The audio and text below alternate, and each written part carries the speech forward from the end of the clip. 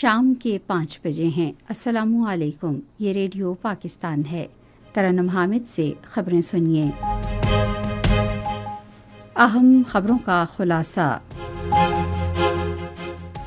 وزیر اعظم کل سے متحدہ عرب امارات کا 2 روزہ سرکاری دورہ کریں گے، جہاں وہ دبئی میں عالمی حکومتوں کے سربراہ اجلاس میں شرکت کریں گے۔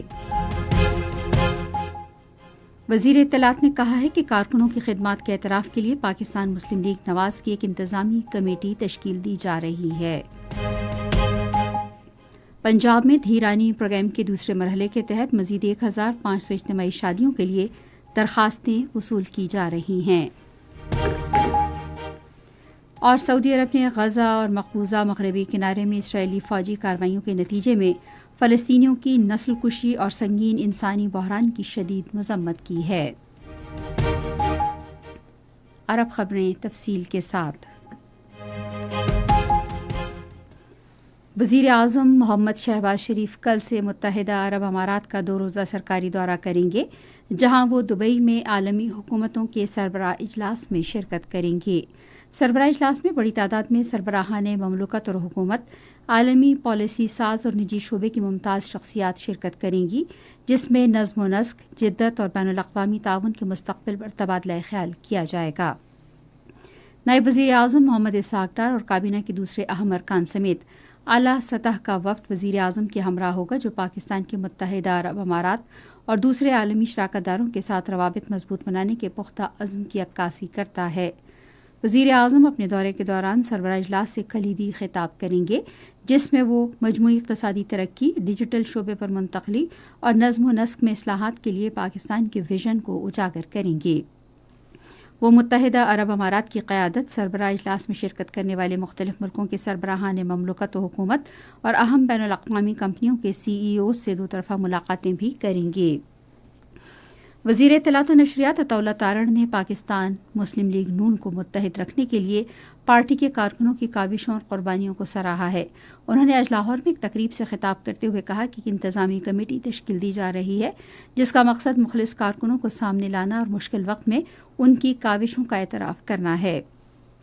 وزیر اطلاعات نے کہا کہ سیاسی جماعتوں کی بقا اپنے کارکنوں کے جذبے اور کوششوں میں مضمر ہے۔ انہوں نے کہا کہ کارکنوں کے مسائل حل کرنا پارٹی کی ترجیح ہے۔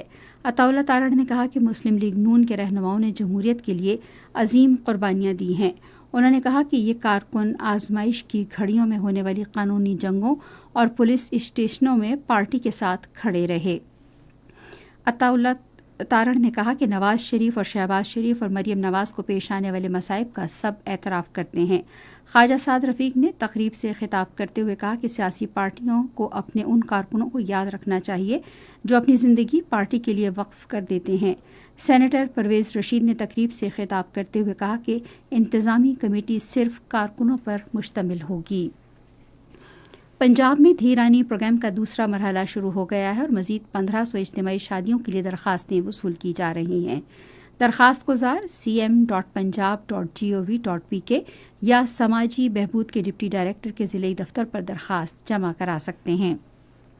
درخواست گزاروں کی سہولت کے لیے پروگرام سے متعلق معلومات کے حوالے سے ہیلپ لائن 1312 قائم کر دی گئی ہے۔ پنجاب حکومت اجتماعی شادیوں کے علاوہ دلہا دلہن اور قریبی رشتہ داروں کے لیے کھانے کا اہتمام بھی کرے گی۔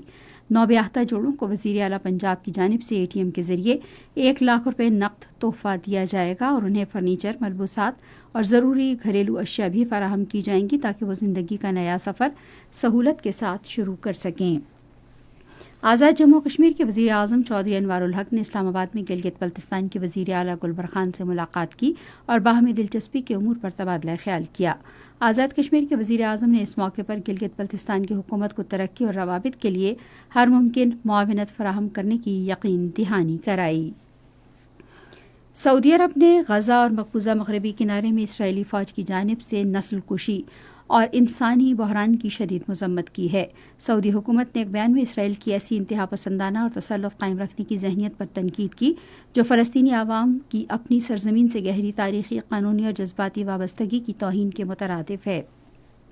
سعودی عرب نے غزہ میں انسانیت اور اخلاقی ذمہ داریوں کو بالائے طاق رکھتے ہوئے بڑے پیمانے پر تباہی اور اسرائیل کی جانب سے 60,000 زندگیوں کے ضیاع کی بھی مذمت کی ہے، جس میں زیادہ تر خواتین اور بچے شامل ہیں۔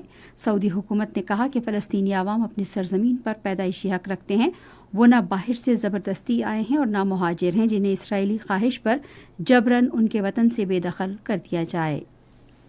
اسی کے ساتھ خبریں ختم ہوئی۔ مزید خبروں اور تجزیوں کے لیے آئیے ہماری ویب سائٹ پر radio.gov.pk اور فیس بک کے link radio Pakistan news official پر براہ راست ویڈیو سٹریمنگ بھی ملاحظہ کیجیے۔